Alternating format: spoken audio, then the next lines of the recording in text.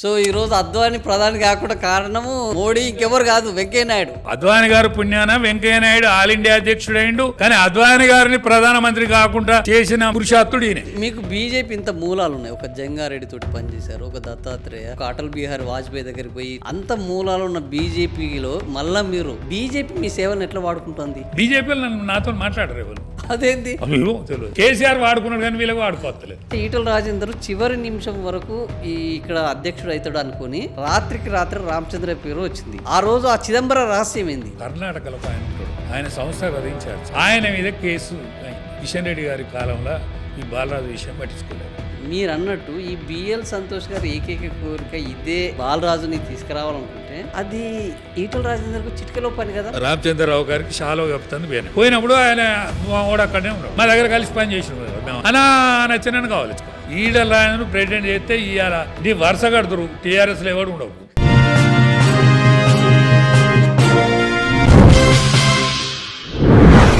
నమస్తే. ఈరోజు రాష్ట్రంలో జరుగుతున్న అనేక రాజకీయ అంశాల గురించి విశ్లేషించడానికి మనతో పాటు ప్రముఖ రాజకీయ విశ్లేషకులు, గొర్రెలు మేకల కార్పొరేషన్ తొలి కార్పొరేషన్ చైర్మన్గా పనిచేసి మాజీ ముఖ్యమంత్రి కేసీఆర్ గారికి అత్యంత సన్నిహితంగా వ్యవహరించిన వ్యక్తి రాజయ్య యాదవ్ కన్నెబోయిన మనతోటి ఉన్నారు. ఆయన అడిగి మరిన్ని వివరాలు తెలుసుకుందాం. అన్న నమస్తే. నమస్తే అన్న, ఎట్లా ఉన్నారు? అన్న, ఏం చేస్తారు ఈ మధ్య? రెగ్యులర్గా రాజకీయంలో అంత యాక్టివ్గా, గతంలో బీఆర్ఎస్లో ఉన్నంత యాక్టివ్గా ఇప్పుడు కనిపించట్లేదు. అంటే నేను మొదట్లో బీజేపీ 17 ఏళ్ళ వయసు, అప్పుడు 17 ఏళ్ళ వయసు నాడు నేను బీజేపీలో అంటే ఎమర్జెన్సీకి వ్యతిరేకంగా పనిచేసాను. దాని తర్వాత నేను అసలు నక్సలైట్లలో పోదాం అనుకున్నా. ఓకే. జంగారెడ్డి గారు నాకు 78లో నాకు సీట్ వచ్చింది. ఆయన వస్తే నేను మా అర్జన వాడుకున్నా. ఆయన కాడ ఆడికి వచ్చాడు. నేను వాళ్ళకి ఇది చెప్తాను, నేను బయటికి పోతాను సుమా, మీరేం వరీ కాకండి, నేను మిలిటెంట్ ఉంటాడు, వస్తాడు, మీ కష్ట సుఖాలు ఏదన్నా ఉంటే చెప్పుకోవచ్చు, ఏం కాదు, ఈ దొరలు నన్ను దౌర్జన్యంగా తొక్కేసిండ్రు, వాళ్ళని ఏదైనా కథం చేస్తాం, అంతే, 4-5 కథం చేస్తే మనశ్శాంతి ఉంటుంది. ఆ క్రమంలో నేను జంగారెడ్డి వచ్చిన క్రమంలో నేను ఇటు చిక్కిపోయినా. ఓకే. అటు పోతే అయిపోనా ఇప్పటి వరకు మీతో మాట్లాడుతోనే కాదు, ఈయన రోజులు. జంగారెడ్డి అంటే బీజేపీ గెలిచిన 2 స్థానాలలో ఉన్న మొదటి పార్లమెంట్ మెంబర్ ఆయన. ఆయన అంతకంటే ముందుగాల 60 ఏళ్ల జనసంఘ్ ఎమ్మెల్యే. ఓకే. 72లో ఓడిపోయిండు. 78లో జనతా పార్టీ ఎమ్మెల్యే. వావ్. 83లో కూడా BJP MLA. BJP MLA, Janata party MLA, Jana Sangh MLA. చాలా బ్యాక్గ్రౌండ్. దాని తర్వాత ఏమైండు, ఆయన పార్లమెంట్ మెంబర్ అయ్యారు. అందుకనే ఆయనతో సాన్నిధ్యం. ఓకే. ఎంత సాన్నిధ్యం అంటే బావాన్ని నేను పిలిచేది, నా భార్యను సుగుణ చెల్లి అని ఆయన పిలిచేది. ఆ కుటుంబ నేపథ్యం అంత దగ్గర అయింది. సరే, ఆయన పేరు వచ్చినట్టుందన్న. ఇప్పుడు ప్రధాని నరేంద్ర మోడీ దగ్గర జరిగిన దాంట్లో గుజరాత్లో ఒక సీట్ గెలిచిర్రు, మళ్ళీ తెలంగాణలోనే ఒకరు గెలిచారు, ఏకే పటేల్ గుజరాత్లో గెలిచాడు, ఇక్కడ జంగారెడ్డి గెలిచారు. వీళ్ళిద్దరే గెలిచారు. అక్కడ గెలిచిన గుజరాత్ ఎట్లా ఉన్నది బీజేపీ, ఇక్కడ బీజేపీ ఎట్లా ఉన్నది, ఇదే విషయంలో తిట్టారు అన్న ఒక చర్చ వచ్చింది. దానికి ప్రధాన కారణం వెంకయ్యనాయుడు గారే. ఇక్కడ డెవలప్ కాకుండా ఉండేందుకు ప్రధాన కారణం వెంకయ్యనాయుడు గారే. ఆయనే జనతా పార్టీలో ఒకసారి గెలిచాడు వెంకయ్యనాయుడు, దాని తర్వాత బీజేపీలో ఒకసారి గెలిచాడు, అంతే. 2 సార్లు గెలిచి 4 సార్లు కర్ణాటక నుంచి రాజ్యసభకే పోయిండు. అచ్చా, ఆయన మునగాడు అన్నట్టు ఆయనే అఖిల భారత బీజేపీ అధ్యక్షుడు అయ్యారు కదా. మునగాడు అంటే పార్టీ ఎట్లా, అది ఆయనకు దక్షత లేక ఈ అద్వాని గారిని కాకా పట్టిండంటే మంచిది, అంతే. అద్వాని గారు లోన్ కావద్దు, ఎందుకంటే ఆయన బిగ్ పర్సనాలిటీ. ఇలా అద్వాని గారు లేకపోతే బీజేపీ లేదు, ఈ రోజు ఈ చరిత్ర లేదు. 2 సార్లు జనాదేశ యాత్ర, రామరథ యాత్ర, 2 సార్లు యాత్రలు దేశమంతటా తిరిగి ప్రజా సమూహాన్ని పూర్తిగా మార్చుకొని, ఆనాడు నేను ఆయన జనాదేశ యాత్రలో నేను ఒక 15 రోజులు తిరిగారు, ఆయనతో తిరిగిన. నేను ఉమ్మడి వరంగల్ జిల్లాకు అధ్యక్షుడిని, ఆయన ఆల్ ఇండియాకు అధ్యక్షుడు, నేను అప్పుడు ఉమ్మడి వరంగల్ జిల్లాకు అధ్యక్షుడిని. ఆ నేపథ్యం ఉన్నది. ఆ నేపథ్యంలో ఇవాళ మనం ఎమ్మెల్యే కాకపోయినా, ఎంపీ కాకపోయినా, ప్రజాబలం లేకపోయినా ఒంటరి పక్షినైనా ఒక సామాన్య కుటుంబంలో పుట్టినా మీలాంటి వాళ్ళు పిలిచి ఆదరిస్తానంటే దానికి కారణం ఏంటంటే బేస్ అది. అవును, అది ఉన్నది, ఆ మూలాలు ఉన్నాయి, ఆ మూలాలు ఉన్నాయి, ఆ సిద్ధాంతం కష్టపడ్డ ఐడియాలజీ ఉన్నది. వెంకయ్యనాయుడు కూడా మరి ఐడియాలజీ లేని కుటుంబమే, ఆయన పెద్ద రాజకీయ కుటుంబమేం కాదు. ఆయనే చెప్తాడు, నేను పేదోన్ని ఇట్లా ఇంట్లో వచ్చిన వాళ్ళ తల్లి చనిపోయినప్పుడు చిన్నప్పటి విషయం ఆ బాధ వింటే బాధ అనిపిస్తుంది, బాధ అనిపిస్తుంది. కానీ ఆయన ఎంత దుర్మార్గపు ఆలోచన చేసిండంటే 3 రాష్ట్రాలు యావత్ భారతదేశంలో ఇచ్చినాడు, 4వ రాష్ట్రం తెలంగాణ ఇచ్చేదే, ఇచ్చే ప్రపోజల్ కూడా ఉండేనట్టు, ప్రపోజల్ ఉండే ఒక్క ఓటు 2 రాష్ట్రాలని కాకినాడలో తీర్మానం చేసిరు కదా పెద్దలు. ఆనాడు వేణుగోపాల్ రెడ్డి గారు ఉండే, అవును, వేణుగోపాల్ రెడ్డి గారు సంస్థాగత ఇన్ఛార్జ్ ఆయన ఉండే. ఆయన కాలంలో ఆయన నానా తంటాలు పడి ఒక ఓటు 2 రాష్ట్రాలు, ఆంధ్ర తెలంగాణ విడిపోవాలి, ఆంధ్ర కింద ఇది నలుగుతాంది అనేటువంటిది వేణుగోపాల్ రెడ్డి గారికి బాగా తపన ఉండే. కానీ ఆ 3 రాష్ట్రాలు ఇచ్చిన 4వ రాష్ట్రం ఇస్తే ఇవాళ కేసీఆర్ కుటుంబం వచ్చేది కాదు, 1200 మంది బలిదానాలు అయ్యేతోళ్ళు. నాకు తెలిసి గుజరాత్ లో బీజేపీ ఎట్లుందో ఇక్కడ కూడా అట్లుండు. అసలు అద్వానీ గారు ప్రధానమంత్రి అయ్యేతోడు ఉండే. వావ్. సో ఈ రోజు అద్వానీ ప్రధాని కాకుండా కారణము మోడీ ఎవరు కాదు, వెంకయ్యనాయుడు. అద్వానీ గారు పుణ్యాన వెంకయ్యనాయుడు ఆల్ ఇండియా అధ్యక్షుడు అయిండు, ఆల్ ఇండియాలో వైస్ ప్రెసిడెంట్ స్థాయికి వెళ్ళిండు, ఆ స్థాయికి పోయిండు. కానీ అద్వానీ గారిని ప్రధానమంత్రి కాకుండా చేసిన పురుషాత్తుడు ఈయన. ఎందుకంటే పుణ్యాత్ముడు పురుషాత్తుడు. అప్పుడు మిడ్ టర్మ్ పోల్కు వాజ్పేయి గారు ఇష్టం లేకుండే. అవును, వాజ్పేయి గారు ఏరోడ్రామ్ వెళ్ళిపోయాడు, మళ్ళీ అద్వానీ గారితో మళ్ళీ ఫోన్ చేయించి మిడ్ టర్మ్ పోల్ పెట్టించాడు. ఎందుకయ్యా మిడ్ టర్మ్ పోల్ అంటే ఇక్కడ వెంకయ్య నాయుడు రావాలి అంటే పార్టీ కంటే కూడా వెంకయ్య నాయుడే ప్రధానం అయిపోయారు. వెంకయ్య నాయుడు చంద్రబాబు నాయుడు అంటే నాయుడు ద్వయం ఇద్దరు కలితే ఇవాళ కూషయింది. ఇక్కడ తెలంగాణ రాకుండా చేసింది ఆయనే, అద్వానీ గారిని ప్రధానమంత్రి కూడా కాకుండా చేసింది ఆయనే. 13 రోజులు వాజ్పేయి గారు ప్రధానమంత్రి అయినప్పుడు మేము మామిడి పనులు పట్టుకొని పోయారు, నేను జంగారెడ్డి గారు. ఓకే, ఆయన అన్నాడు ఓ క్యావరా అని అది మా జంగారెడ్డి గారు అడిగితే, ఓ నాయుడు కమాల్ కర్రే క్యా కర్తే క్యాకి అన్నాడు. ఆ నాయుడు కోసం కింద పడ్డది. ఓకే, ఆ నాయుడు కోసము కింద పడ్డది. అంటే ఆ నాయుడు కారణంగా ఈ నాయుడు ఇవాళ అద్వానీ గారిని ప్రధానమంత్రి కాకుండా చేసిండు, వాజ్పేయి గారిని గవర్నమెంట్లోకి రాకుండా చేసిండు. ఎందుకంటే కుల గజ్జితోటి చేసిన పురుషార్థం అనుభవిస్తారు. ఎందుకంటే ఇవాళ కేసీఆర్ గారు కూడా 1000 ఏళ్ళు బతకడు. అవును, ఎవరు బతకరు 1000 ఏళ్ళు. ఇవాళ వెంకయ్య నాయుడు గారు కూడా 1000 ఏళ్ళు బతకడు. నిజాలు చెప్పి పోవాలి. శ్వాస తీసుకునే మనిషి ప్రతి ఒక్కడు అంతే కదా, 100 ఏళ్ళ కంటే ఎక్కువ బతకడు. యోగులు అయితే ఎక్కువ వస్తారు. వీళ్ళు యోగులు అంటే యోగులు కాదు. నేను సామాన్యుని చెప్తానా, నేను మామూలుగానే చెప్తానా. నేను గొర్రెలు కాసుకునే కుటుంబంలో పుట్టిన ఒక రాజయ్య యాదవ్ అనే తోడు ఒక మామూలు గాడు చెప్తాడు, నిజాలు చెప్తాడు. మీరు కూడా నిజాలు చెప్పి ఈ భూమి మీదకి వెళ్ళి నిజాలు చెప్పిపోవాలి. ఎవడైనా నిజాలు చెప్పాలా, క్షమాపణ చెప్పాలా?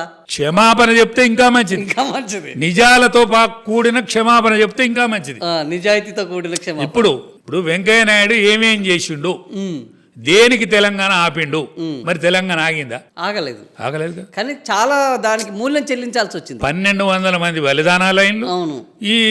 ఈ కుటుంబం వచ్చి దోసుక తిన్నది తెలంగాణ. అవును, కేసీఆర్ కుటుంబం వచ్చి దోసుక తిన్నది తెలంగాణ. దీని మూలం ఎక్కడ? వెంకయ్య నాయుడు. ఆ రోజు ఆయన అడ్డుపడకపోయి ఉంటే తెలంగాణ ఈ చరిత్ర ఉండకపోయేది. ఈ తెలంగాణ చరిత్ర ఇంకో రకంగా ఉండేది. ఇలా వాజ్పేయి గారు ఆనాడే ప్రభుత్వం వచ్చిన తర్వాత అద్వానీ గారిని ప్రధానమంత్రిని చేసి చూడండి. అదొక ప్రపోజల్ నడిచిందట కదా, అదొకటి నడిచింది. కానీ అక్కడ కూడా మళ్ళీ ఏదో ఈ మహారాజే, అన్నిటికీ మహారాజే కదా. ఆయన ఆల్ ఇండియా అధ్యక్షుడు. అవును, తెలంగాణను జాతీయ అధ్యక్షుడు. తెలంగాణకి ఏదో భూషణం చేసినట్టు ఇవాళ ఓవైసీ గారి కుటుంబం ఎందుకు వచ్చు? ఇందులో ఓవైసీ గారి కుటుంబం ఎందుకు వచ్చు? ఆనాడు బద్దం బాలరెడ్డి గారు 10,000 ఓట్లతో ఓడిపోయాడు. అవును, 10,000 ఓట్లతో ఓడిపోయాడు. నెక్స్ట్ టైం ఈయన టికెట్ తెచ్చుకున్నాడు. ఆయన ఓడిపోగానే, ఆయన ఓడిపోయినాక మళ్ళా ఎన్నికలు వస్తాయి కదా. ఎన్నికలు వచ్చినప్పుడు ఇదే వెంకయ్య నాయుడు గారు టికెట్ తెచ్చుకున్నాడు, హైదరాబాద్ టికెట్. ఓకే. హైదరాబాద్కు ఉన్నది ఈయనకి ఏం సంబంధం? అసలు ఏమి ఉన్నది, ఏం లేదు. ఏమి సంబంధం లేదు. బద్దం బాలన పోయి 2 గాలు మొక్కిండు, నాకు టికెట్, నా టికెట్ ఇవ్వండి అని. అరే 2 గాలు మొక్కిండు ఈ పురుషాత్తుని. ఇవాళ ఓవైసీ కుటుంబం 7 ఇవాళ రాజ్యం ఏలటానికి కారణం ఎవరంటే వెంకయ్య నాయుడు గారు. వావ్, ఇంత చరిత్ర ఉన్నదని ఎవరికి తెలియదు ఈ విషయం. ఇవాళ అశోక్ గారిని మీకు ఇంకొకరు చెప్పాలి, అశోక్ యాదవ్ అని ఓవైసీ మీద, ఈ ఓవైసీ తండ్రి మీద 5,000 ఓట్లతో ఓడిపోయిండు ఎమ్మెల్యే. ఓకే. చార్మినార్లో 5,000 ఓట్లతో ఓడిపోయిండు. ఆ అశోక్ యాదవ్ మళ్ళా కనబడలేదు కదా, కనిపించకుండా. ఇప్పుడు మీరు చెప్తే తప్ప అప్పటి వాళ్ళకి తెలిసేమో కానీ ఇప్పటి వాళ్ళకైతే తెలియదు. బ్రహ్మచారి అంగవైకల్యం. ఓ, అంగవైకల్యం. ఓకే ఓకే ఓకే, నేను చూశాను. బీజేపీ అశోక్ యాదవ్. అవును. 5,000 మంచి సౌమ్యుడు. అవును. 5,000 ఓటు పోరాట యోధుడు. అవును. 5,000 పోయిండు. అవును. అంటే ఇది చరిత్ర. అంటే బీజేపీలో ఉన్న లొసుకులు. ఓకే. బీజేపీ మరి టైగర్ నరేంద్ర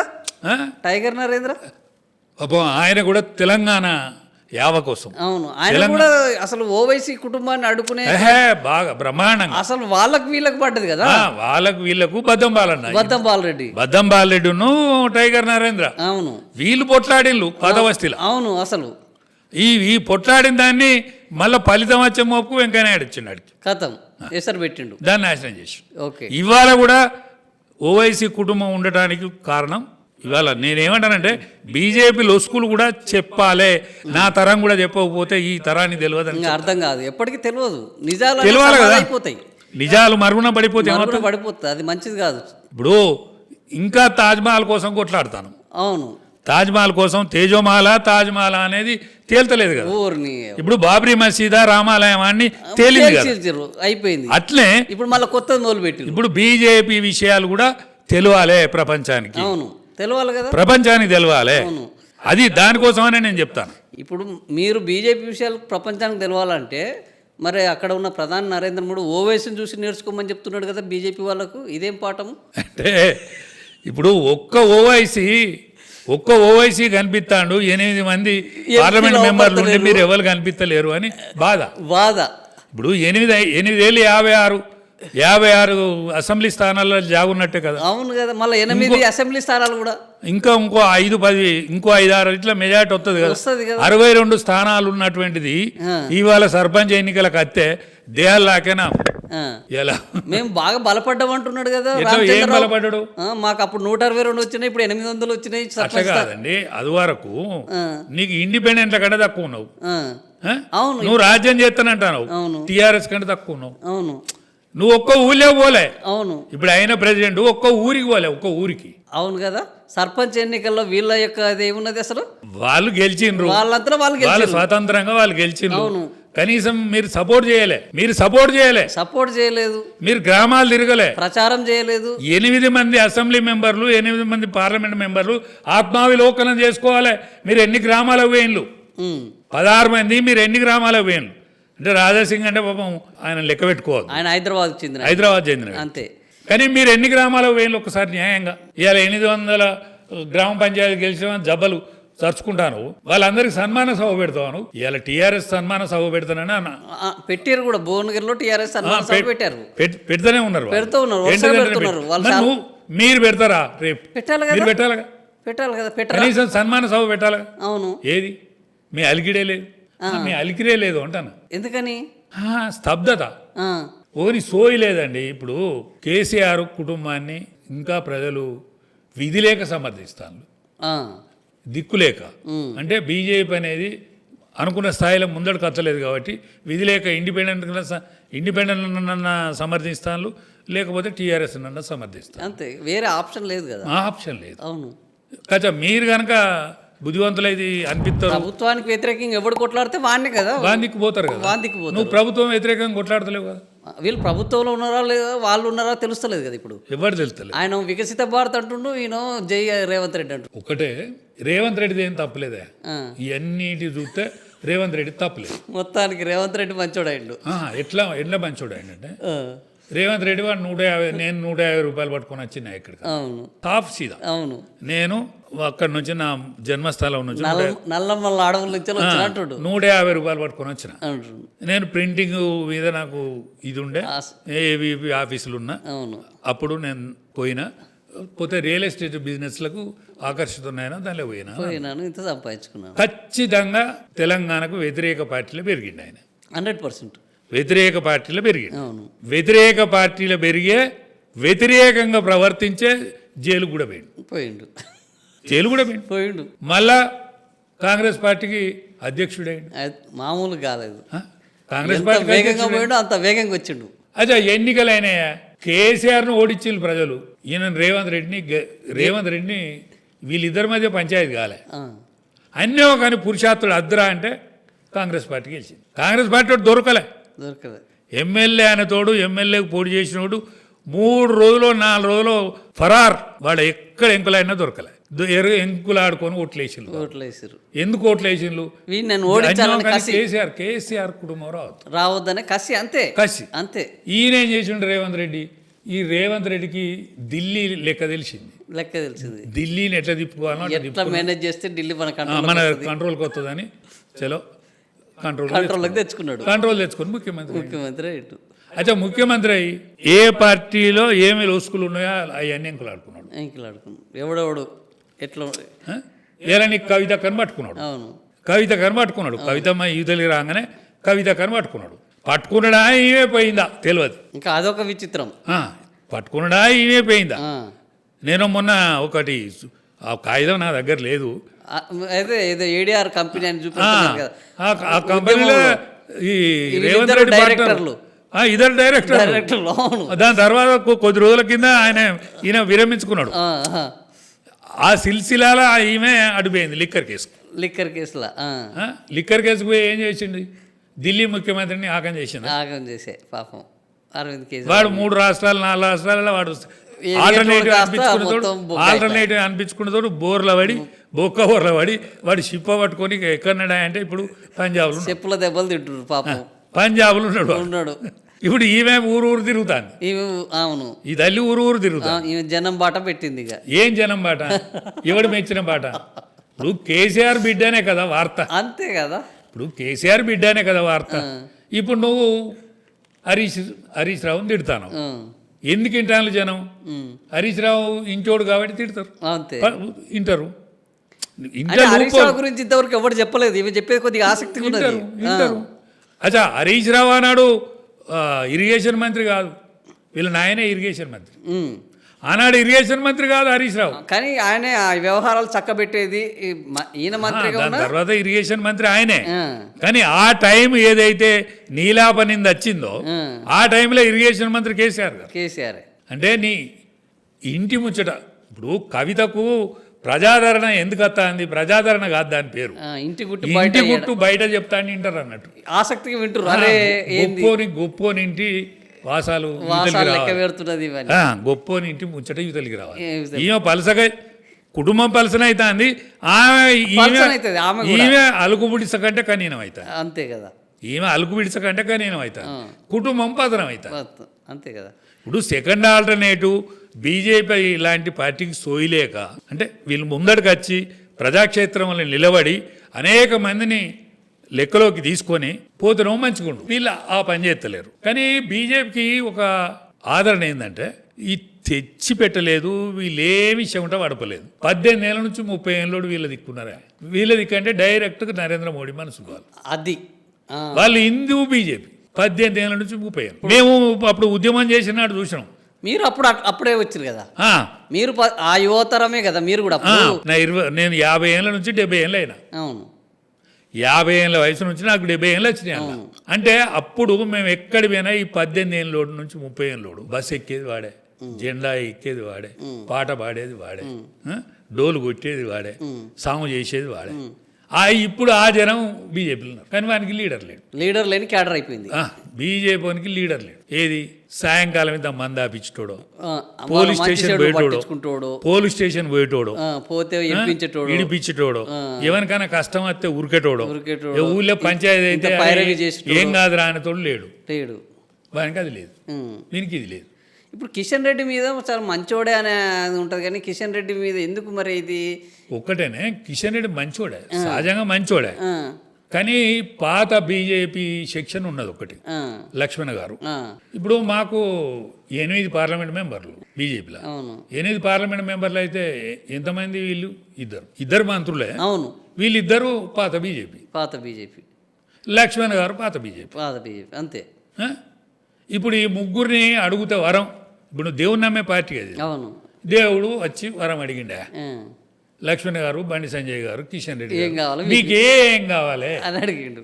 మళ్ళీ ఇమ్మన్నానా, మాన్యాలు ఇమ్మన్నానా, మా పార్టీని ఇంతకంటే పెద్దగా కానీ కానీ కండి మళ్ళీ ఇమ్మనలేను తండ్రి, మేము మాన్యాలు ఇమ్మంటలేను, మా పార్టీని ఇంతకంటే పెద్దగా కానీ పెద్దగా అయితే మాకు 8 మంది పార్లమెంట్ మెంబర్లు అయితే ఏమున్నది, మేము ఇద్దరమే పార్లమెంట్ మెంబర్, అంతే 6 పరాయాలి. 8 మంది అసెంబ్లీ మెంబర్లు అయితే 8 పరాయాలి. ఆ, అయితే మావాడు ఎవడున్నట్టల్లా, అందుకని మా పార్టీని పెద్దగా కానీ అంతే. ఆ, వీళ్ళు మొక్కు ఆ, పెద్దగా కానీ. ఆ, ఈ లక్ష్మణ్ గారు రాజ్యసభ మెంబర్. అంతే. అచ్చా, ఆయన all India OBC Morcha OBC Morcha అధ్యక్షుడు. అధ్యక్షులు. ఆయన ఏరియాలో ఎవడు దిక్కుండడు, దిక్కులు ఆయన ఏ ఓబీసీలకు టచ్ లేడు. టచ్ లేడు. అదే ఏ ఓబీసీ తెలియదు ఆయనకే, ఆయన కులమే ఆయనకు తెలియదు. ఇంతకేం కులం అయినది? వాళ్ళు వారాలు, ఆ? వాళ్ళు వారాలు. వారాలు. వారాల కులం అనేది అద్దకపు అన్నాడు. నూలు తెల్లగా ఉండేది, అద్దకం. అధికం. ఆయన ఏమంటాడు, మేము 300 కాపులం అంటాడు. ఆహాహాహా. కులమే తప్పు చెప్పినప్పుడు ఏమైనా తప్పు చేస్తాడు కదా.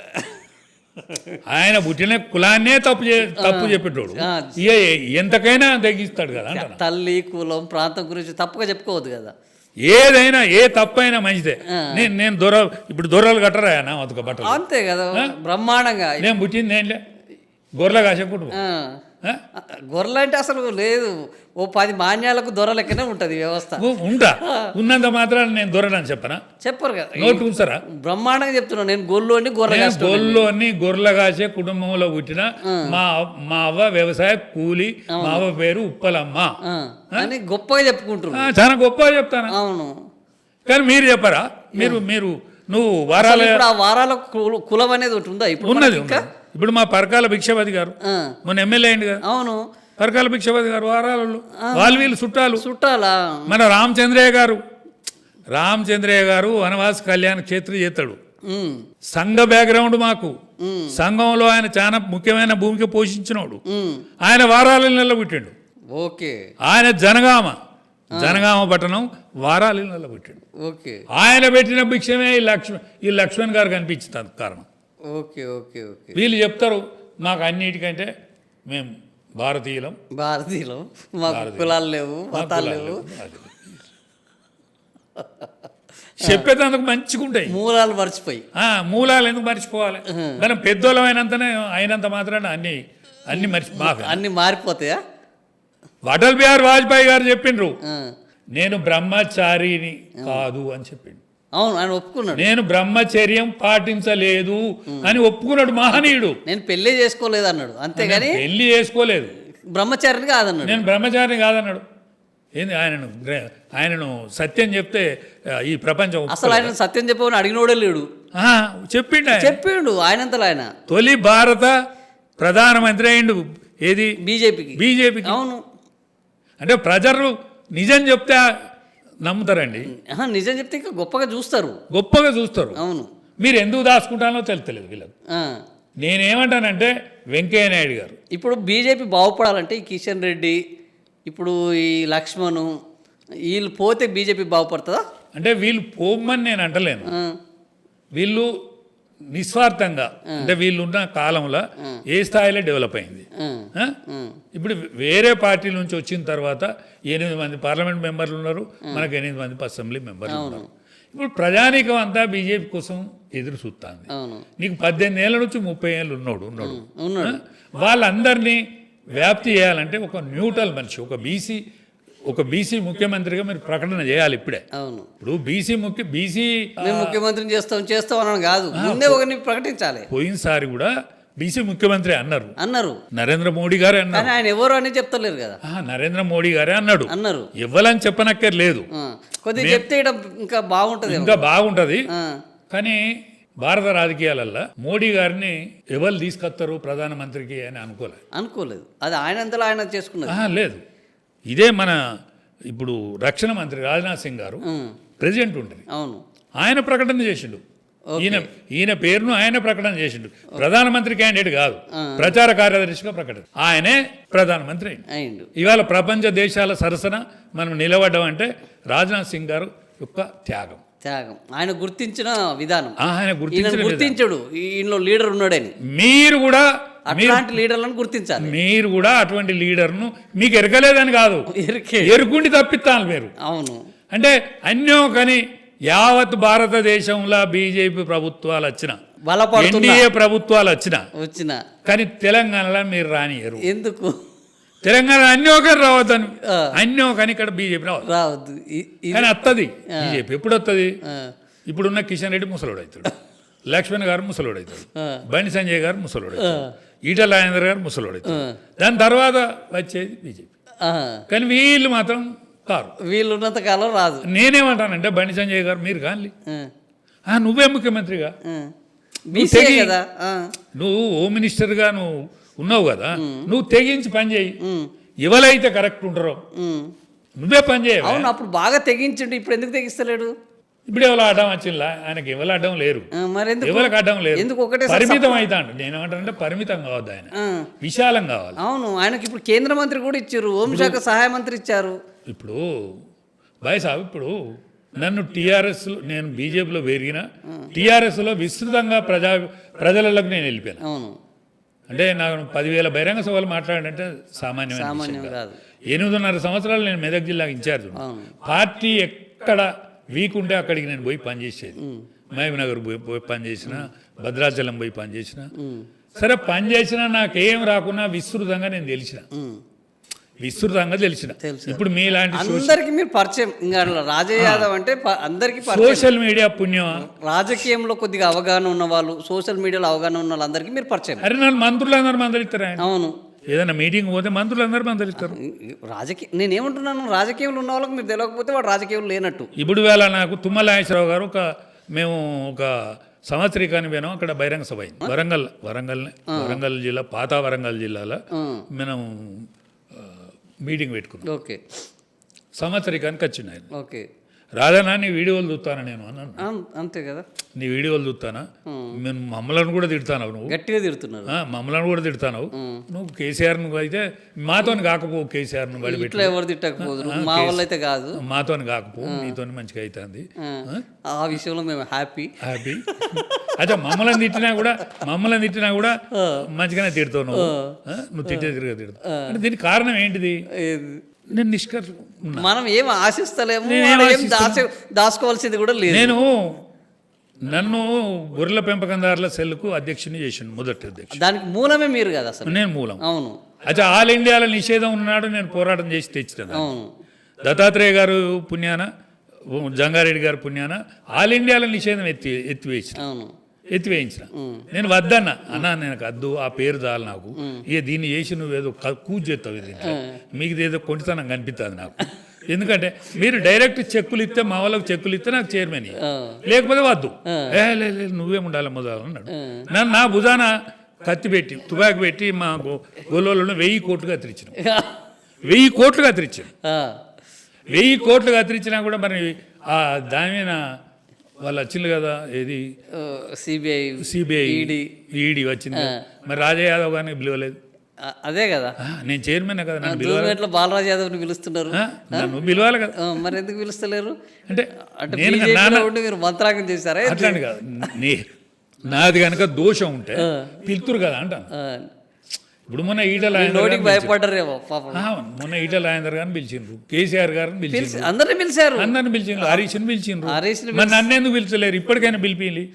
లేవన్నా తప్పు ఉంటే ఇప్పటికైనా పిలిపిలి. ఓకే, నేను రేవంత్ రెడ్డిని కూడా ఊకుంటలేను కదా. రేవంత్ రెడ్డిని కూడా పొలు తిరుగుతున్నారు కదా. అంటే ఎక్కడన్నా నాకు అడ్డం ప్రజాక్షేమం లేనప్పుడు నేను మాట్లాడకపోతే ఎవరు మాట్లాడాలి? ఇప్పుడు కాంగ్రెస్ వాళ్ళు మాట్లాడరు, ఇది టీఆర్ఎస్ వాళ్ళు వాని భుజాలు వాడు జరుచుకునే వరకు అవుతాయి. బీజేపీలో వాడు దొరకలే లేదు.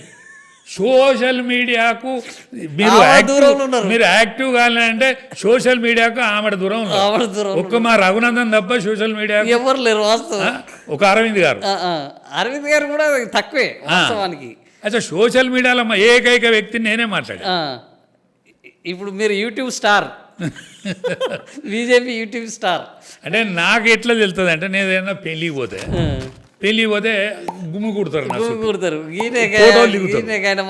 ఫోటోలు దిగుతారు నా లేడీస్ వస్తారు నా దగ్గర. అవును. లేడీస్ వచ్చి అంకుల్ మీ వీడియోలు నేను తప్పకుండా మేము అందరం చూస్తాం అని చెప్తారు. అవును. అంటే నేను ప్రజాక్షేత్రం వల్ల ఏం కాకపోయినా నా సంతృప్తి ఏంటంటే ఇప్పుడు నా చేసే బీజేపీ ఇంత మూలాలు ఉన్నాయి. ఒక జంగారెడ్డి తోటి పనిచేశారు, ఒక దత్తాత్రేయ, ఇట్లా చాలా ఒక అటల్ బిహారీ వాజ్పేయి దగ్గరికి పోయి ఇట్లా అంత మూలాలు ఉన్న బీజేపీలో మళ్ళీ మీరు సెకండ్ ఇన్నింగ్స్ మొదలుపెట్టినప్పుడు బీజేపీ మీ సేవలను ఎట్లా వాడుకుంటుంది? బీజేపీలో నాతో మాట్లాడరు ఎవరు. అదేంది అయ్యో తెలియదు. ఇప్పుడు ఆయన ప్రెసిడెంట్ దగ్గర పోయినా నాకు ఎరికే ఆయన. ఇప్పుడు లక్ష్మణ్ గారు రామచంద్రరావు అందరికి ఎరికే కదా. రామచంద్రరావు గారు ఎరికే. లక్ష్మణ్ గారు నమస్తే రా అని అంటాడు. కిషన్ రెడ్డి నేను మొదటి నుంచి మేము కలిసి ఉన్నాం అని అంటాడు. ఆయన యువమోర్చా ప్రెసిడెంట్ అప్పుడు ఆయన మెస్ ఇన్ఛార్జ్ నేను. ఏది అటల్ బిహారీ వాజ్పేయి గారు వచ్చిండు వరంగల్. అవును. యువమోర్చా ప్రెసిడెంట్ ఆయన, ఇక్కడ స్టేట్ ప్రెసిడెంట్. నేను ఆయన మెస్ ఇన్ఛార్జ్. ఓకే. మరి అంత అనుబంధం ఉన్నది ఎందుకు మీకు ఒక మంచి పోస్ట్ ఏం ఎక్కర్లేదు. ఆయన మీటింగ్ పిలిచి అరే ఏమేం చేస్తే మంచిగుంటుందో అని. కేసీఆర్ వాడుకున్నాడు కానీ వీళ్ళకి వాడుకోవట్లేదు. కేసీఆర్ అదే అంటే ఇదే కోపమా? కేసీఆర్ వాడుకుంటేనే నాడు ఆ పని చేయకుండా మళ్ళీ మా దాంట్లోకి వచ్చి మేము వాడుకుంటే నేను అస్సలే ఎక్కడికి పోవద్దు అనుకుని విసికెత్తి ఇంటికాడ ఉన్నాను. ఇంటికాడ ఉంటారా? నేను ఇంటికాడ ఉంటా అంటే నాకు ఇప్పుడు ఈటల రాజేంద్ర అన్న వచ్చి అరే మంచి అయినా చెడ్డ అయినా నీ సర్వీసు ఉండాలన్నా అనేక రోజులు పనిచేసినాడు. టీఆర్ఎస్లో పనిచేసాడు. ఓహో, మీరు ఈటల రాజేందర్ ద్వారా వచ్చారని వాడట్లేదా? అంతేనా? వీళ్ళు అచ్చా ఇవ్వని దారత్తేంది వాడేదాన్ని. ఇవ్వని దారత్తేంది. ఏ కుక్క అయితే షికారు చేయాలి కదా. ఇప్పుడు కుక్క షికారు చేయని కుక్క నీ దగ్గర ఉంటే ఏమవుతుంది? ఓకే. ఇప్పుడు నీది స్టేట్ కమిటీ సికింద్రాబాద్ వాళ్ళు 7గురట, తతిమౌలి ఇంటి చుట్టోళ్ళట. అంతే. సికింద్రాబాద్ వాళ్ళు 7గురు, తతిమౌలి ఇంటి చుట్టోళ్ళు. అదే ఈ ఇంటి చుట్టోళ్ళు వాని ముఖం ఇంకోనికి ఎరకలే, ఇంకోని ముఖం ఇంటికి ఎరకలే. ఏడికి వచ్చినట్టు ఇది. ఇప్పుడు మీరు ఈటల రాజేందర్ ద్వారా వచ్చారు. ఈటల రాజేందర్ చాలా బలమైన నాయకుడు, అవునన్నా కాదన్నా తెలంగాణలో క్యాడర్ ఉన్నది, లీడర్. ఇంత ఈటల రాజేందర్ చివరి నిమిషం వరకు ఇక్కడ అధ్యక్షుడు అవుతాడు అనుకొని రాత్రికి రాత్రి రామచంద్ర పేరు వచ్చింది. దీని వెనుక ఈ మర్మం ఏందన్నా ఇంతవరకు ఎవరు చెప్పట్లేదు. అసలు ఏం జరిగింది ఆ రోజు? ఆ చిదంబర రహస్యం ఏంది? ఇప్పుడు మాకు ఆల్ ఇండియాలో అద్వానీ గారు, ఇప్పుడు మాకు మా అమిత్ షా గారు కానీ, మోడీ గారు కానీ, నడ్డా గారు కానీ ఎవరైనా కలిసి మాట్లాడేది మా కర్ణాటకలో ఆయన ఉంటాడు. ఆయన సంస్థాగత ఇన్ఛార్జ్. ఆయన మీద కేసు అయింది ఇక్కడ. అప్పుడు కేసీఆర్ గారు బిఎల్ సంతోష్ గారు బాలరాజుతో సంతకం పెట్టించాడు. మన బాలరాజు, అచ్చంపేట బాలరాజు. నాకు తెలిసిన రహస్యం ఏంటంటే ఈ కిషన్ రెడ్డి గారి కాలంలో ఈ బాలరాజు విషయం పట్టించుకోలేవు. ఓకే. ఇప్పుడు ఈయన బాపనాయన. ఆల్ ఇండియాలో సంతోష్ గారు కూడా బాపనాయన. ఈయన పట్టించుకున్నాడు. ఇవాళ సంతోష్ గారు ఈయనను ప్రెసిడెంట్ చేశాడు. రామచంద్రయ్య. ఈటల రాజేందర్కి ఏం కోపం? ఈటల రాజేందర్ మీద బిఎల్ సంతోష్కి ఏం కోపం? బిఎల్ సంతోష్ కోపం కాదు, ఆయన మీద ఆయనకు ప్రేమ. ఓకే. బిఎల్ సంతోష్ గారి మీద ప్రేమ. ఎవరి మీద వాళ్ళకు ప్రేమ ఉండాలి కూడా. ఎవరి ముక్కు వాని మంచిగా కనిపించాలి, ఎవరి కళ్ళు వాని మంచిగా నచ్చాలి. అది గుట్ట కళ్ళు అయినా కూడా ఏదైనా నా అంత ముద్దుగా ఇవ్వలేడు అనిపించాలి. అద్దంలో చూసుకున్నప్పుడు వాని ముఖాన్ని వాడన్నా మంది ఎట్లా చూస్తారు? నా ముఖార విందామని. ఇప్పుడు మంది ఎట్లా చూస్తారు? నీ ముఖం నువ్వు నచ్చకపోతే నేను మంది కూడా చూడరు కదా. అందుకని సంతోష్ గారి మీద కేసు పెట్టినా బాలరాజు కావాలి. ఆ బాలరాజు గారిని ఎట్లా తెచ్చుకున్నారో ఇప్పుడు ఈయన వచ్చినాక బాలరాజు గారిని తీసుకొచ్చారు. రామచంద్రరావు. అంతే. రామచంద్రరావు చేసిన గురుదక్షిణ ఏంటంటే బాలరాజుని తీసుకొచ్చిండు, ఇలా ఈ దొడ్లో కట్టేసిండు. మరి బాలరాజుతో ఏం పని అవుతుందో నాకు తెలియదు. మరి బిఎల్ సంతోష్ గారు మీరు ఉండుల్లి పోతే పోన్లే అని మరి సోషల్ మీడియాలో వస్తాను. అవును, ఆయనే వీళ్ళందరినీ తిడుతుండట. మీరు ఉంటుండుల్లి పోతే పోన్లే. మరి ఒకవేళ అది నిజమే అయితే అయితే సోషల్ మీడియాలో నువ్వు అన్నది నిజమే అయితే నువ్వు పార్టీ కంటే గొప్పని కాదు కదా. సంతోష్ గారిని అంటాను నేను, నువ్వు పార్టీ కంటే గొప్పని కాదు కదా. ఎప్పుడైనా పార్టీ గొప్పది, పార్టీ గొప్పది కదా. అవును. మనం ఏమనుకుంటాం, ధ్వజం మనకు ప్రమాణం. ఇప్పుడు మన సంఘంలో ఏంటిదే మనకు అన్నిటికంటే ప్రమాణం, హెడ్ ఎవరు మనకు ధ్వజం. ధ్వజం ఆయన దీప ధ్వజం, మనకు ధ్వజమే అవును ప్రమాణం. అవును. అందులో పర్సనాలిటీలు అవుతారు, వాళ్ళ కష్టం ప్రకారం పర్సనాలిటీ. అద్వానీ గారు పర్సనాలిటీ, అవును. అటల్ బిహారీ వాజ్పేయి గారు పర్సనాలిటీ, ఇవాళ నరేంద్ర మోడీ గారు పర్సనాలిటీ. అవును అవును. మరి వీళ్ళు ధ్వజానికంటే ఎక్కువ కాదని అనుకుంటే మరి ఎక్కువ అవుతాను కదా, ఏం చేయాలి? ధ్వజాన్ని మొక్కుకుంటేనే వీళ్ళే పార్టీ అయ్యారు. ధ్వజాన్ని మొక్కుకుంటేనే, అవును. నమస్తే సదావత్సలే మాతృభూమి అని మొక్కుకుంటేనే కొంతమంది పర్సనాలిటీలు అవుతారు కదా. వాళ్ళు సమాంతర వ్యవస్థలు అవుతున్నారు.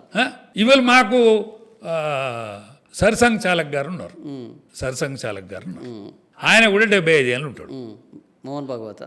మోహన్ భగవత్. అవును. మరి ఆయన పర్సనాలిటీ కదా. అవును. మరి ఆయన పర్సనాలిటీ అనద్దాం మనం? అనాలి కదా. ఆయన కాదని ఎవరు అంటారు? ఎట్లా అంటారు? ఆయన ఆజన్మ బ్రహ్మచారి, ఆయన జీవితమే సంఘం జీవితం చేరడం అంతే. సంఘం కోసమే ఆయన జీవితాన్ని అర్పించారు. అంత మరి ఆయన అనద్దా? అనాలి. మరి మళ్ళీ ధ్వజం అంటారు. ధ్వజాన్ని మొక్కాలి, పర్సనాలిటీలు కూడా మొక్కాలి కదా. సైమల్టేనియస్గా అన్నీ ఉంటాయి కదా. ఈ గ్రహించకపోవడే ఈ తెలంగాణలో వెనుకబడటానికి కారణమని నా అభిప్రాయం. మీరు అన్నట్టు ఈ బిఎల్ సంతోష్ గారి ఏకైక కోరిక ఇదే, మన బాలరాజుని తీసుకురావాలనుకుంటే అది ఈటల రాజేందర్కు చిటికలో పని కదా. అసలు తెలంగాణలో నేను పోయినా మొన్న బిఎల్ ఇప్పుడు బాలరాజు చేరే ముందట నేను మొన్న అధ్యక్షుడు అయింది కదా. అవును. రామచంద్రరావు గారికి షాలో కప్పుతుంది పోయినా. పోయినప్పుడు ఆయన మా వాడు అక్కడనే ఉన్నాడు, మా దగ్గర కలిసి పని చేసినాడు కదా. బీఆర్ఎస్ లో పని చేసినాడు, అలా నచ్చనని కావలుచుకుంటాడు కదా. ఈటల రాజేందర్ పిలిస్తే అరే మొత్తం ఈటల రాజేందర్ ప్రెసిడెంట్ చేస్తే ఇవాళ నీ వరుస కడుతురు. టీఆర్ఎస్లో ఎవడు ఉండవు, అంతే కదా. టీఆర్ఎస్లో జూబ్లీహిల్స్ ఉప ఎన్నిక వేరే రకంగా ఉండేది కదా. అరే వేరే రకంగా నేను మొత్తుకున్నా దత్తన్న బిడ్డని చేయలే.